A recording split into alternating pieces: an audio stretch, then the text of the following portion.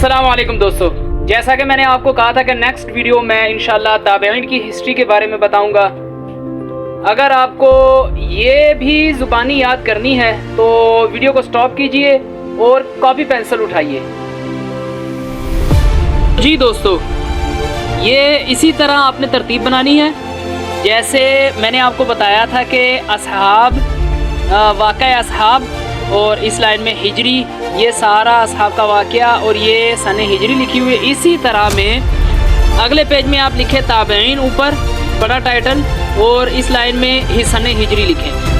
تو یہ بھی مجھے بے ترتیب سارے ملے، زین العابدین، امام باقر کے جتنے بھی تابعین ہیں یہ سارے بے ترتیب ملے۔ ان کی بھی ایک ترتیب بنا لی، سارا ترتیب سے، یعنی کہ یہ 95 سے شروع ہوتا ہے، آگے گنتی بڑھتی جاتی ہے، ایک ترتیب بنا دی۔ تو آپ بھی اسی طرح ایک ترتیب بنائیں۔ یہ تابعین میں زین العابدین رحمۃ اللہ علیہ، جن کا نام، ان کا زین العابدین ان کا لقب تھا، نام ان کا علی تھا، تو یہ 95 ہجری میں ان کی وفات ہوئی ہے۔ حسن بصری اور ابن سری رحمۃ اللہ علیہ جو ہے یہ دونوں 110 ہجری میں ان کی وفات ہوئی۔ اور جیسے ابو طفیل عامر بن واصلہ رضی اللہ تعالیٰ عنہ 110 ہجری میں وفات ہوئی ہے، اسی طرح حسن بصری اور ابن سری رضی اللہ رحمۃ اللہ علیہ ان دونوں کی بھی 110 ہجری میں وفات ہوئی۔ امام باقر رحمۃ اللہ علیہ کی 114 ہجری میں وفات ہوئی۔ امام زید رحمۃ اللہ علیہ ان کی 124 ہجری میں وفات ہوئی۔ امام جعفر صادق رحمۃ اللہ علیہ ان کی 148 ہجری میں وفات ہوئی، جو امام ابو حنیفہ کے استاد بھی تھے۔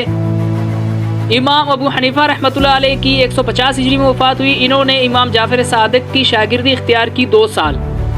امام مالک رحمۃ اللہ علیہ کی 179 ہجری میں وفات ہوئی۔ امام شافعی رحمۃ اللہ علیہ کی 204 ہجری میں وفات ہوئی۔ امام احمد بن حنبل رحمۃ اللہ علیہ کی 241 ہجری میں وفات ہوئی۔ امام عبداللہ محمد بن اسماعیل بخاری رحمۃ اللہ، جن کی کتاب ہم پڑھتے ہیں صحیح بخاری، ان کا نام تھا امام ابو عبداللہ محمد بن اسماعیل بخاری رحمۃ اللہ علیہ، ان کی وفات 256 ہجری میں ہوئی۔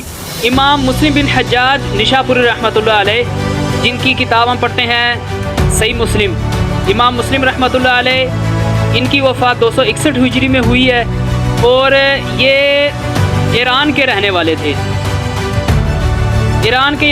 تھے، ان کے بعد امام ابو داؤد رحمۃ اللہ علیہ جو افغانستان کے رہنے والے تھے، ان کی وفات 275 ہجری میں ہوئی۔ امام ترمذی یہ بھی افغانستان کے رہنے والے تھے، ان کی وفات 261 ہجری میں ہوئی۔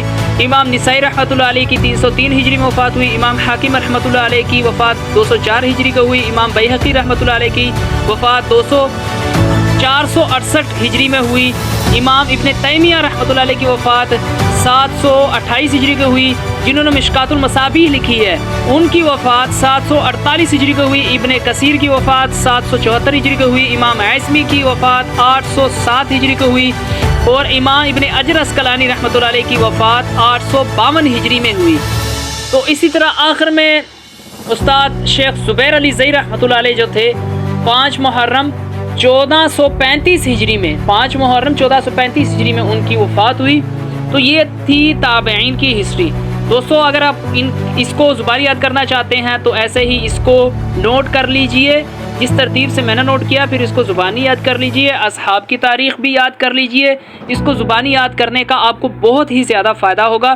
اگر ویڈیو آپ کو پسند آئی ہے، آپ کے علم میں اضافہ ہوا ہے، آپ کو یہ پازیٹیو لگی ہے، تو ویڈیو کو لائک کیجئے اور چینل کو بھی سبسکرائب کیجئے، یوٹیوب چینل کو سبسکرائب کیجئے، بیل آئیکن کو پریس کر کے آل نوٹیفیکیشن کو بھی پریس کیجئے، تاکہ میری آنے والی تمام ویڈیوز